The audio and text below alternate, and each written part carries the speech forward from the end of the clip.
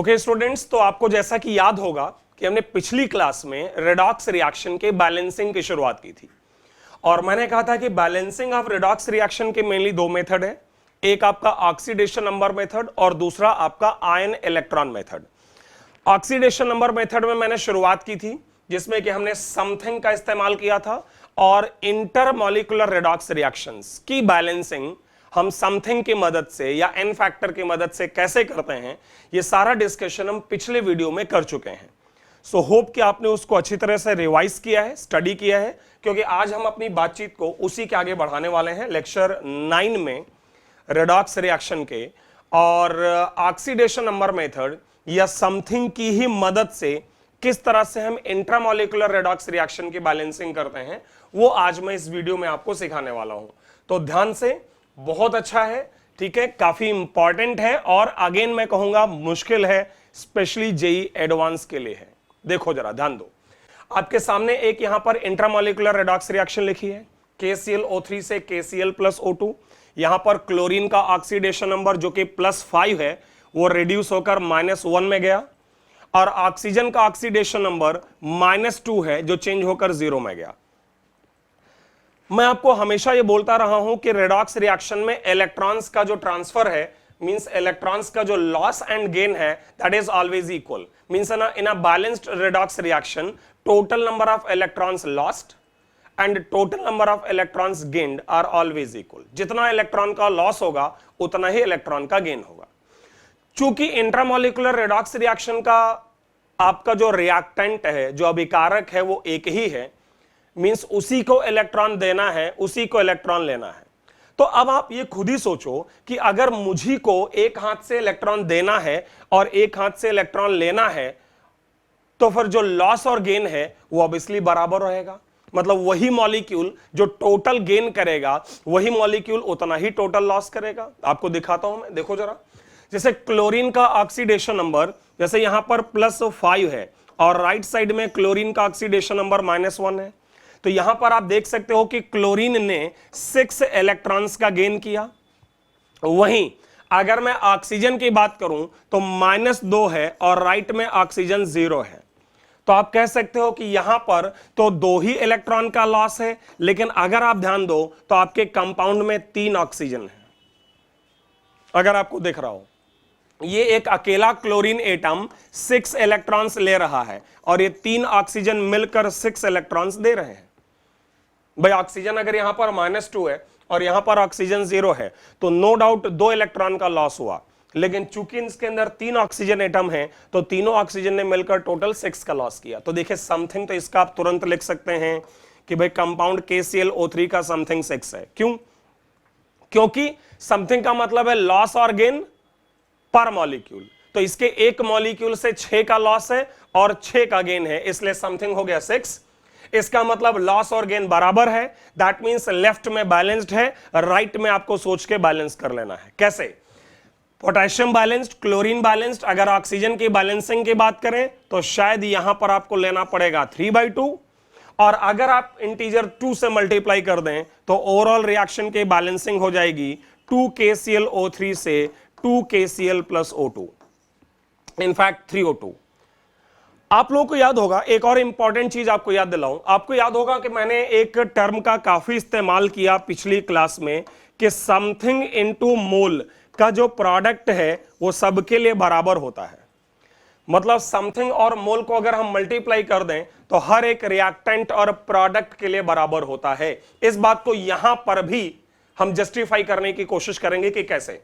देखिए KClO3 का something तुमने अभी निकाला है, इसका समथिंग आया है 6। अब KCl और O2 का समथिंग निकाल लेते हैं। देखो कैसे जरा, क्लोरीन यहां -1 है और क्लोरीन यहां 5 है, चेंज आएगा 6 का, तो समथिंग 6। भाई उल्टा चलना है ना कि क्लोरीन -1 से इधर +5 गया तो इसमें बदलाव 6 का आया।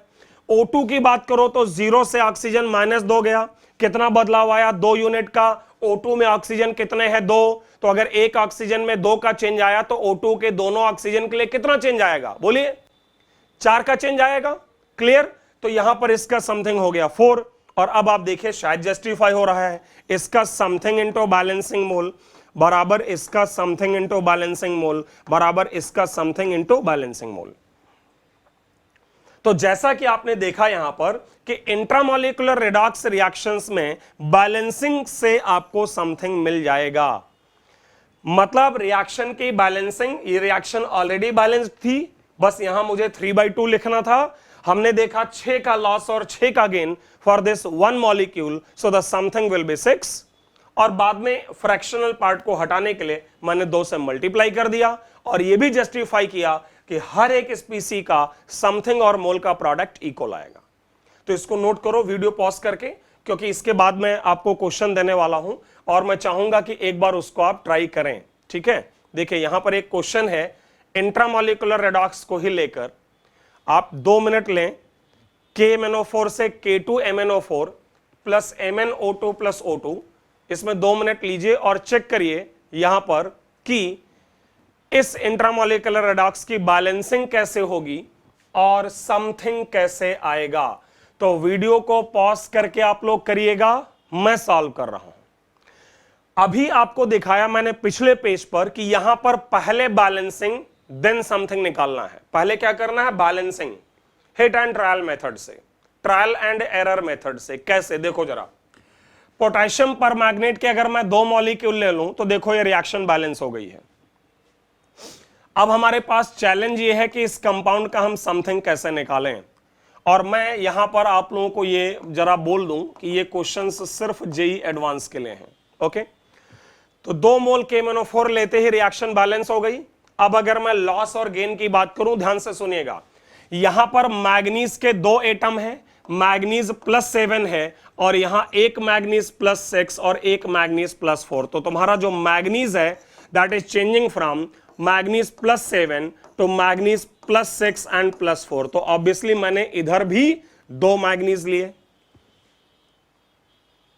अब अगर इसमें बदलाव देखा जाए, चेंज देखा जाए मैग्नीज का, तो देखिए राइट में दोनों मैग्नीज का चार्ज है 10, राइट साइड दोनों मैग्नीज पर मिलाकर चार्ज है 10 और यहां दोनों मैग्नीज का चार्ज मिलाकर है 14। तो मैग्नीज में चेंज कितना आया? 4 का। कितने मैग्नीज के लिए? 2 मैग्नीज के लिए। ध्यान रखिएगा, दोनों मैग्नीज में जो चेंज आया है वो 4 का आया है। लेकिन अगर आप यहां पर KMnO4 के एक मॉलिक्यूल की बात करें तो उसके एक मॉलिक्यूल में एक मैग्नीज है, इसका मतलब एक मैग्नीज ने ऑन एवरेज 2 इलेक्ट्रॉन लिए। ध्यान दो, क्योंकि इस मोमेंट पर बहुत सारे स्टूडेंट्स कंफ्यूज होते हैं, उनको समझ नहीं आता ये क्या चल रहा है। इसलिए ध्यान से, मैंने 2 मैग्नीज से पहले बैलेंसिंग की इधर की, यहां भी 2 मैग्नीज, उधर भी 2 मैग्नीज, इधर के दोनों मैग्नीज मिलाकर चार्ज है 14 और उधर के दोनों मैग्नीज मिलाकर चार्ज है 10। तो चेंज आया 4 यूनिट का for 2 manganese atom and for 1 molecule of this KMnO4 change for manganese will be 2 units. 2 manganese के लिए 4 का, तो 1 मैग्नीज के लिए 2 का। अब ऑक्सीजन देखिए, ऑक्सीजन के आपके पास यहां पर टोटल 8 ऑक्सीजन एटम है। ध्यान दीजिएगा, 4 2 जा 8 और इन पर चार्ज है कितना? -2।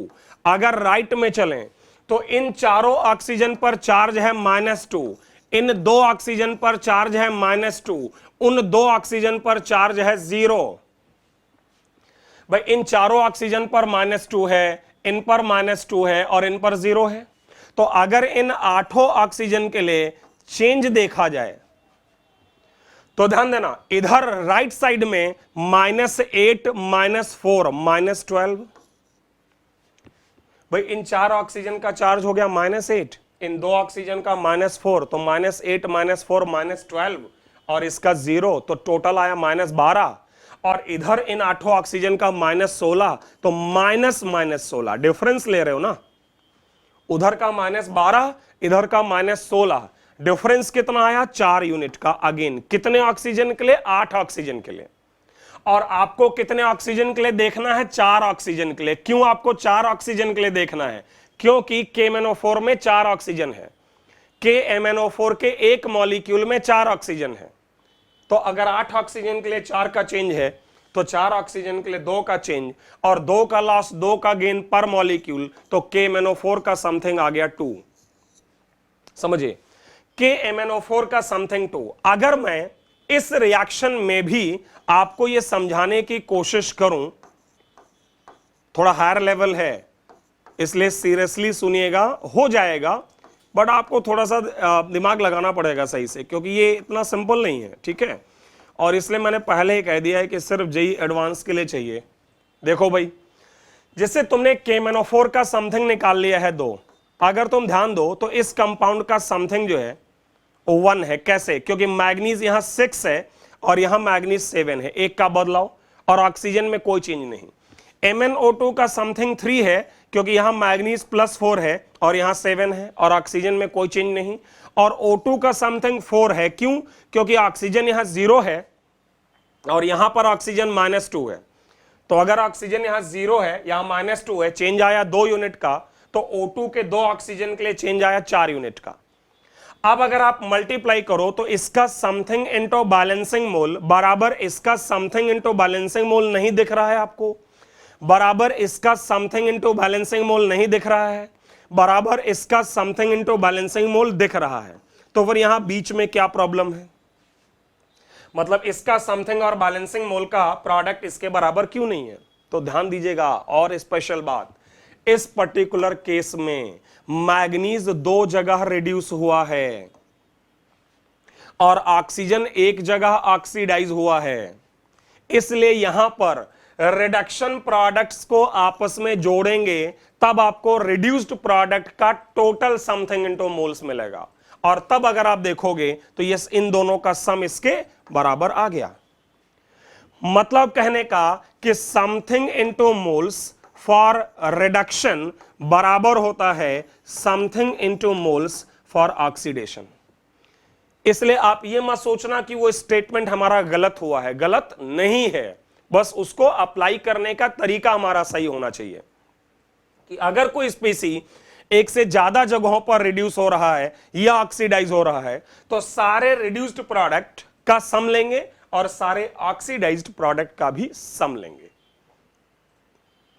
अगर आपको यह समझ आया है तो मैं चाहूंगा इसको नोट कर लो, और इसके बाद भी वीडियो को पॉज करके लिखिएगा, ठीक है। इसके बाद भी हमारे पास एक क्वेश्चन है ये, ठीक है, जो मैं चाहूंगा कि एक बार आप जल्दी से अगर ट्राई करें तो इसको भी मैं समझा दूं। ये भी एक अच्छा क्वेश्चन है इसी पर, ठीक है।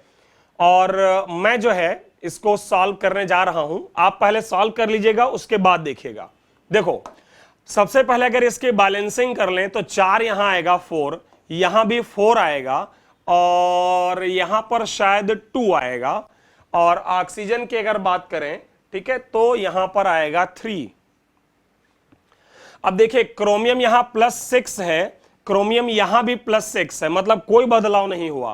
क्रोमियम यहां 3 है, ऑक्सीजन यहां -2 है, यहां भी -2 है, यहां भी -2 है, और यहां पर कितना है? 0। तो एक एक करके मैं बात कर रहा हूं। सबसे पहले क्रोमियम, क्रोमियम के हमारे पास 8 एटम है, 8। इसके अंदर 2 क्रोमियम, तो अगर 4 मोल लिया तो 8 क्रोमियम। इन 8 क्रोमियम पर अगर चार्ज आप देखो तो सब पर +6 है। राइट साइड में इन 4 क्रोमियम पर +6 है, और बाकी के 4 क्रोमियम पर +3 है, अगर आपको नजर आया हो। इन चारों पर +3, इन चारों पर +6, इन 8 पर +6। तो for 8 chromium atoms change in oxidation number will be, इन सब का 8 का हो गया 48, और राइट साइड में इनका 24 और 12 36, अगर आप समझ गए तो इनका 24, 6 4 जा और 4 3 जा 36, और लेफ्ट में 48, दोनों का डिफरेंस देखो, आंसर आया 12। 8 क्रोमियम के लिए अगर 12 का चेंज आता है तो आप कह सकते हैं कि 2 क्रोमियम के लिए कितना आएगा? तो 2 क्रोमियम के लिए 3 का चेंज आएगा। क्वेश्चन है, मैंने 2 क्रोमियम के लिए क्यों चेंज निकाला? इसलिए क्योंकि K2Cr2O7 के 1 मोल में 2 ही क्रोमियम है। इसका मतलब इन 2 क्रोमियम ने 3 इलेक्ट्रॉन का गेन किया। राइट में चलें, सॉरी, राइट से पहले ऑक्सीजन की बात करो। ऑक्सीजन के 28 एटम है, 28, और इन सभी 28 ऑक्सीजन एटम पर -2 चार्ज है। और राइट साइड अगर चलें तो देखेगा, इन 28 ऑक्सीजन पर 28 देखा ना आपको, 7 4 जा 28, इन 28 पर -2 है, इन 16 पर -2 है, 16 ऑक्सीजन पर -2 है, इन 6 ऑक्सीजन पर -2 है, और बाकी के 6 ऑक्सीजन एटम पर 0 है। तो अगर मैं इन 28 ऑक्सीजन के लिए बदलाव देखूं तो इन 16 ऑक्सीजन पर -2 मतलब 32 और ये 12 44 -44 माइनस लेफ्ट में है -56 और ये बदलाव अगर आप देखोगे तो आएगा 12 28 ऑक्सीजन के लिए 12 तो 4 ऑक्सीजन के लिए सॉरी नॉट 4 अगर 28 ऑक्सीजन के लिए बदलाव जो है वो आपका कितना आया है 12 तो अगर मैं बात करूं यहां पर कि अगर मुझे 7 ऑक्सीजन के लिए कितना आएगा क्यों मैं 7 ऑक्सीजन कह रहा हूं 7 ऑक्सीजन इसलिए ले रहा हूं क्योंकि वहां पर आपके K2CrO2O7 के 1 मोल में 7 ऑक्सीजन है और अब आप देखें 3 इलेक्ट्रॉन का लॉस 3 इलेक्ट्रॉन का गेन तो K2CrO2O7 का समथिंग आ गया 3 इसका समथिंग आप खुद से निकाल सकते हो 3 कैसे क्यों क्योंकि ये नॉन रेडॉक्स है और अगर नॉन रेडॉक्स का समथिंग निकालेंगे कैसे निकालेंगे नॉन रेडॉक्स का समथिंग क्यों ये नॉन रेडॉक्स है ना तो क्रोमियम बदल रहा है ना ही ऑक्सीजन ना तो क्रोमियम चेंज हुआ ना ही ऑक्सीजन तो इसका समथिंग कैसे आया तो मैं यहां लिख दे रहा हूं तो कहोगे इसका समथिंग इंटू बैलेंसिंग मोल बराबर इसका समथिंग 3 इंटू इसका बैलेंसिंग मोल तो फिर इसका समथिंग भी 3 आ जाएगा समझ आई बात यहां पर इसका समथिंग तो क्रोमियम में बदलाव से कर लो शायद 6 आएगा और इसका समथिंग ऑक्सीजन से बदलाव के लिए कर लो तो शायद 4 आएगा और अब आप समथिंग इनटू मोल्स ले लीजिए सबका इक्वल है तो ये थोड़े से बेहतर क्वेश्चन है इनफैक्ट जेईई एडवांस के लिए और काफी मदद करेंगे आपकी इक्विवेलेंट कॉन्सेप्ट जो हम लोग पढ़ेंगे ठीक है तो ये इंट्रामोलिकुलर रेडॉक्स रिएक्शन था हमारे सामने अब आगे बढ़ेंगे अगला केस आपके सामने है disproportionation reactions okay disproportionation reaction जिनके के बारे में मैंने आप लोगों को एक बात समझाई थी अगर आपको याद होगा कि इनमें एक ही एलिमेंट का ऑक्सीडेशन और उसी का रिडक्शन कि एलिमेंट एक्स लेफ्ट में एक जगह और राइट में 2 जगह होता है ये पढ़ा है मैंने जिसमें एक जगह वो ऑक्सीडाइज होगा तो दूसरी जगह रिड्यूस होगा एक जगह ऑक्सीडेशन एक जगह रिडक्शन क्लियर तो इन रिएक्शंस को हमने नाम दिया था डिसप्रपोर्शनेशन अब इन रिएक्शंस की बैलेंसिंग कैसे की जाती है ये आपको समझाना है तो इसके लिए इसमें भी हमारे पास 2 ऑप्शन है इंट्रामोलिकुलर रेडॉक्स रिएक्शन और इंटरमोलिकुलर रेडॉक्स रिएक्शन तो एक एक करके बात करते हैं पहला एग्जांपल जो हमारे पास है वो है intramolecular redox reaction intramolecular redox reaction में हमें जो दिया हुआ है वो है H3PO3 जहां के फास्फोरस है +3 राइट में यहां -3 है और यहां +5 है कई बार स्टूडेंट्स इसको लेकर भी कंफ्यूज होते हैं खास करके समथिंग निकालने को लेकर इक्विवेलेंट वेट को लेकर लेकिन मैं आपको कोशिश कर रहा हूं समझाने की कि होप कि आपको क्लियर हो जाएगा ओके देखो जरा इसको कैसे करते हैं सबसे पहले आप ये लिखिए कि फास्फोरस एक बार लेफ्ट में +3 से राइट में -3 गया और एक बार +3 से ही राइट में +5 गया जब फास्फोरस +3 से -3 गया तो उसने 6 इलेक्ट्रॉन्स गेन किए और जब वो +3 से +5 गया तो उसने 2 इलेक्ट्रॉन लूज किए इलेक्ट्रॉन का लॉस और गेन बराबर करने के लिए सेकंड रिएक्शन को 3 से मल्टीप्लाई करके ऐड कर दीजिए बैलेंस हो गया कुछ और नहीं करना है बैलेंस हो गया कैसे +3 से -3 में 6 इलेक्ट्रॉन लिया और +3 से +5 में 2 इलेक्ट्रॉन लूज किया इस 2 को 6 के बराबर करने के लिए सेकंड रिएक्शन को 3 से मल्टीप्लाई किया तो टोटल फास्फोरस एटम जी की रिक्वायरमेंट पड़ेगी वो 4 फास्फोरस हो जाएंगे भाई एक फास्फोरस ऊपर वाली रिएक्शन के लिए 3 फास्फोरस नीचे वाली रिएक्शन के लिए टोटल 4 फास्फोरस और राइट साइड अगर जाएं तो फास्फोरस -3 एक होगा लेकिन फास्फोरस +5 जो है उनकी संख्या 3 होगी क्लियर मतलब एक फास्फोरस का हो गया रिडक्शन और 3 फास्फोरस का हो गया ऑक्सीडेशन तो अल्टीमेटली अब यहां हम आ जाएंगे यहां हम लेंगे इसके 4 मोल 4 मोल में से 1 मोल का रिडक्शन हुआ जो यहां है और 3 मोल का ऑक्सीडेशन हुआ इसलिए यहां पर मैं लिखूंगा 3 बस रिएक्शन बैलेंस हो गई अब क्वेश्चन अराइज होता है कि इस H3PO3 का समथिंग क्या होगा यह बताओ यहां पर 6 इलेक्ट्रॉन का गेन था लॉस 2 का ही था लॉस और गेन बराबर करने के लिए मैंने कितने से मल्टीप्लाई किया था 3 से तो जब 3 से मल्टीप्लाई किया तो गेन भी 6 का था और लॉस भी 6 का लेकिन ये 6 का लॉस या 6 का गेन इस कंपाउंड के कितने मोल के लिए है यहां देखना फिर उसकी जरूरत नहीं है और कंफ्यूज मत होना समथिंग बताने में 6 का लॉस 6 का गेन। अब यहां देखो कितने मोल के लिए, 4 मोल के लिए। तो अगर 4 मोल में 6 का लॉस या गेन है तो फिर 1 मोल में कितने का लॉस या गेन होगा, 6/4 का। इसलिए H3PO3 का something 6/4 that is 1.5। Again discussion JEE advance के लिए है, ये सब जेई मेंस या आपके मेडिकल एग्जाम में नहीं आता है, ओके, तो सिर्फ एडवांस के लिए है। तो ये मैंने आपको एक एग्जांपल दिया, इंट्रामोलिकुलर रेडॉक्स रिएक्शन या intramolecular disproportionation. Same concept follow कर लेंगे अगर वो इंटरमोलिकुलर है। देखो सेकंड क्वेश्चन में जरा, ब्रोमीन 0 है, यहां ब्रोमीन -1 और यहां bromine +1।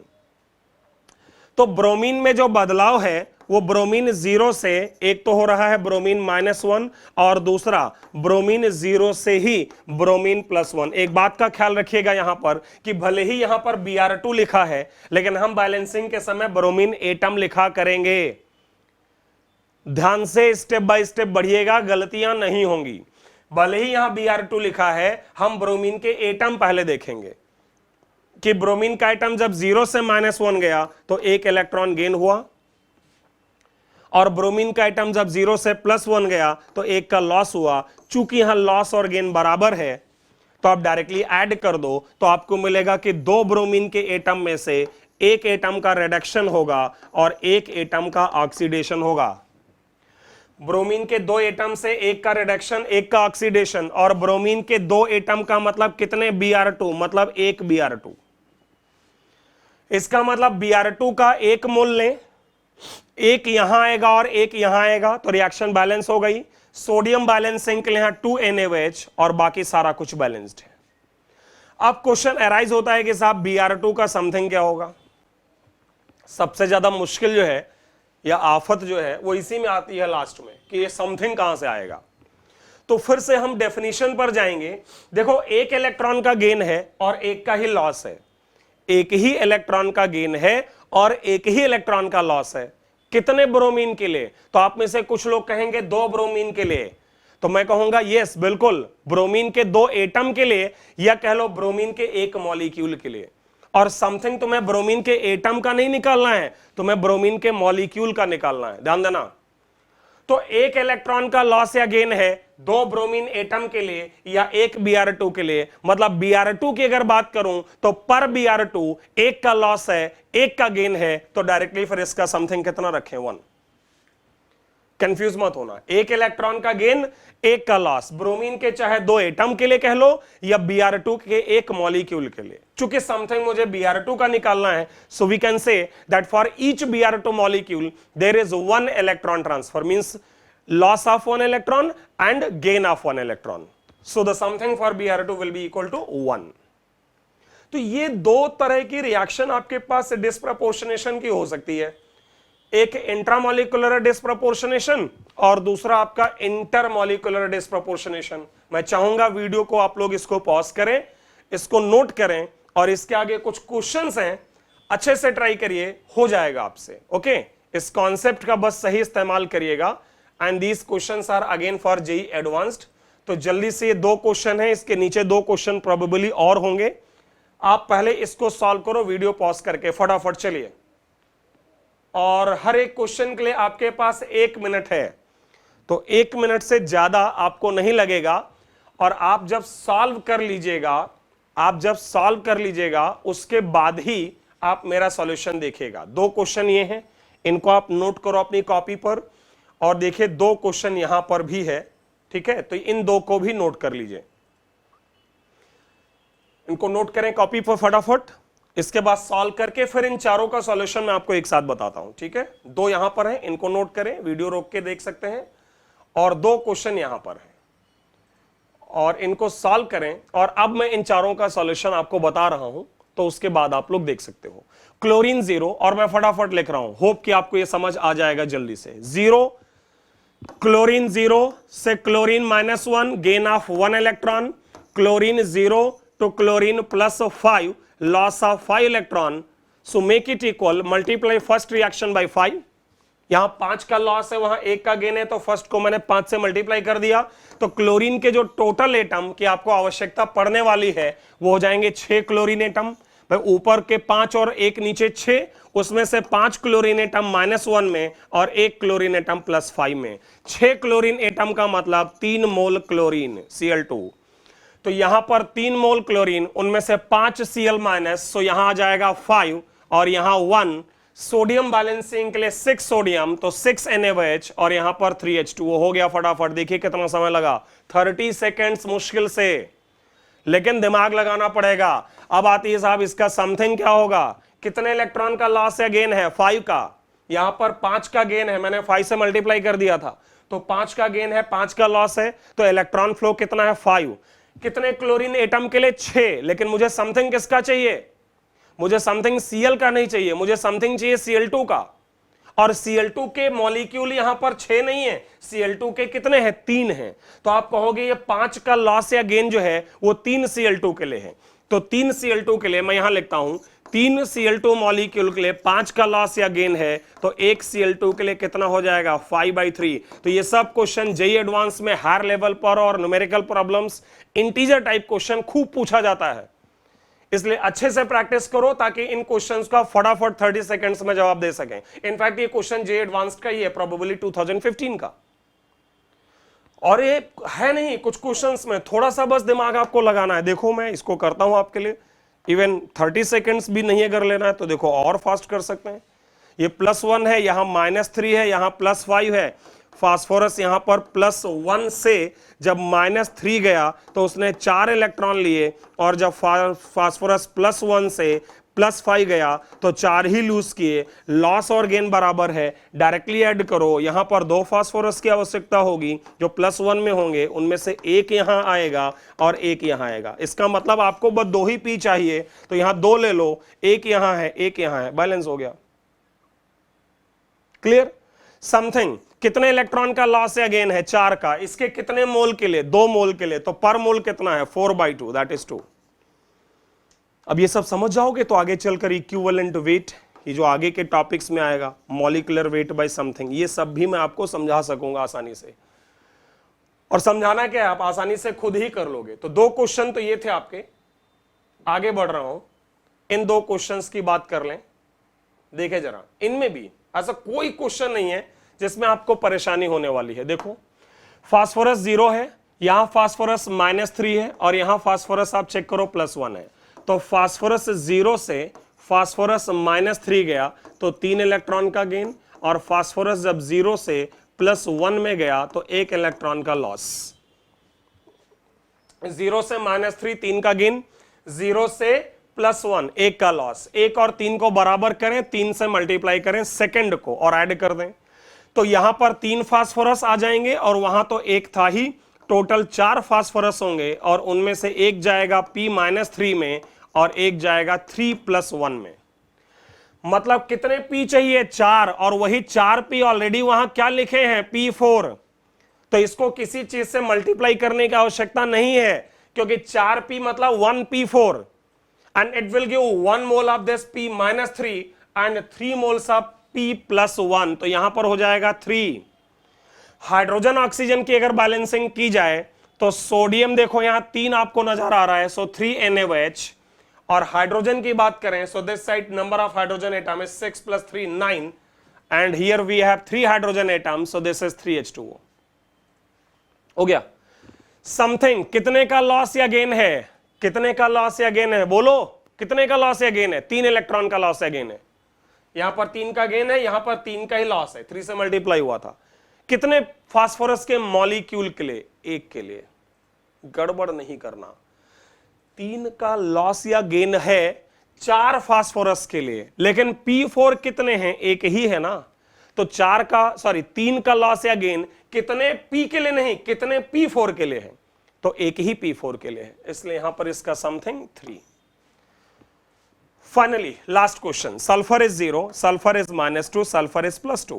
So sulfur is changing from 0 to -2 and gaining 2 electrons, and sulfur is changing from 0 to +2, so it is losing 2 electrons. So loss and gain is already equal, so we can just add up these two reactions to get 2 sulfur atom to sulfur -2 and sulfur +2. It means out of 2 sulfur atoms, so we can write here 2 sulfur atoms. One sulfur atom is getting reduced to S-2 and the other one is getting oxidized to sulfur +2. मतलब यहां भी एक ही रहेगा और यहां भी एक ही रहेगा, लेकिन जैसा कि आप देख रहे हो कि यहां पर ऑलरेडी 2 है, तो फिर इसको मुझे हाफ से मल्टीप्लाई करना पड़ेगा। समझो बात को, 2 सल्फर में से एक का रिडक्शन, एक का ऑक्सीडेशन, तो यहां पर 2 सल्फर में से एक ही यहां चाहिए और एक ही यहां चाहिए। चूंकि यहां तो एक ही है बट यहां S2 लिखा है, तो इसको 1 सल्फर बनाने के लिए मैंने 1/2 से मल्टीप्लाई कर दिया। अब अगर मैं सोडियम बैलेंस करूं तो देखो 2 सोडियम यहां है और यहां 1/2 Na2 से 1 आ जाएगा, तो 2 + 1 3, तो यहां आ जाएगा 3 NaOH, और हाइड्रोजन बैलेंसिंग के लिए प्रोबेबली 3/2 आएगा। ऑक्सीजन बैलेंस हो गया। अब रही बात समथिंग की सल्फर के, देखिए जरा कितने इलेक्ट्रॉन का लॉस या गेन है, 2 इलेक्ट्रॉन का, कितने सल्फर के लिए, 2 सल्फर के लिए, और समथिंग की इस बार सल्फर, समथिंग भी इस बार सल्फर का ही निकालना है।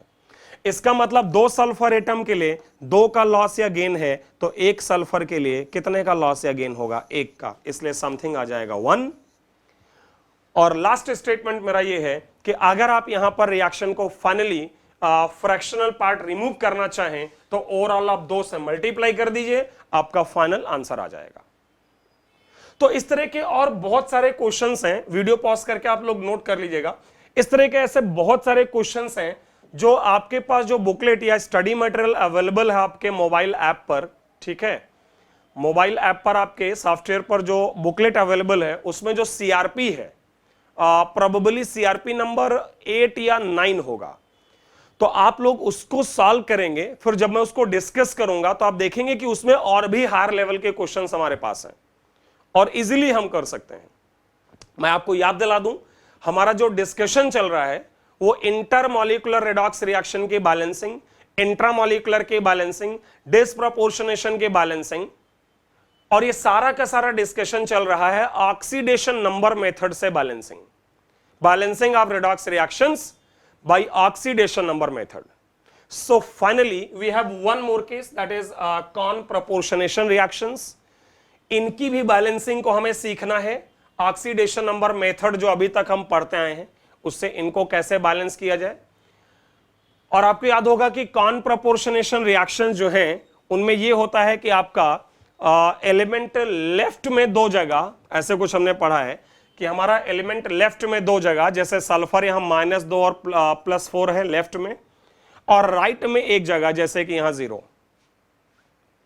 तो इंटरमॉलिक्यूलर कॉन प्रोपोर्शनेशन के बैलेंसिंग बहुत इजी है। इनफैक्ट इन दोनों का समथिंग निकालो और जो पीछे हमने इंटरमॉलिक्यूलर पढ़ा है बस वैसे ही सॉल्व हो जाएगा। कैसे? इन दोनों का अगर मैं समथिंग निकालूं तो देखो, पहले सल्फर का 2 है और दूसरे सल्फर का 4 है, दोनों का जो एलसीएम है वो 4 है, तो इलेक्ट्रॉन का लॉस या गेन 4 हो जाएगा। फर्स्ट को 4 बनाने के लिए यहां 2 से, और ये तो ऑलरेडी 4 है, यहां 3 सल्फर और शायद यहां 2H2 हो गया फटाफट। तो ये तो आपका इंटरमॉलिक्यूलर रेडॉक्स जैसे पीछे हमने किया है, बिल्कुल वैसे ही कर सकते हो। इंट्रामॉलिक्यूलर जरा देखिए, ये इंट्रामॉलिक्यूलर है, ठीक है, this is not intermolecular, in fact this is intramolecular and this one is intermolecular. यहां पर 2 रिएक्टेंट है, so intermolecular, and it has only 1 reactant, so intramolecular. इस केस में अगर आप ध्यान देंगे तो ये इंट्रामॉलिक्यूलर रेडॉक्स कैसे, देखो NH4NO2 से जब तुम N2 और 2H2O की बात करते हो, 2H2O तो चलिए बैलेंसिंग जब हम करेंगे तो ये 2 कहां से आया वो पता चल जाएगा। अभी फिलहाल मैं सिर्फ H2O लिख देता हूं, ठीक है। और इसमें 2 नाइट्रोजन है, एक नाइट्रोजन आप चेक करो -3 है और एक नाइट्रोजन +3 और यहां 0 है।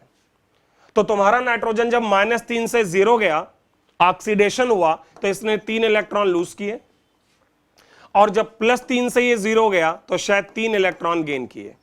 इसका मतलब इस पूरे मॉलिक्यूल में इस नाइट्रोजन ने 3 इलेक्ट्रॉन का लॉस और इस नाइट्रोजन ने 3 इलेक्ट्रॉन का गेन, इसलिए लॉस और गेन बराबर है, समथिंग डायरेक्टली हो जाएगा 3।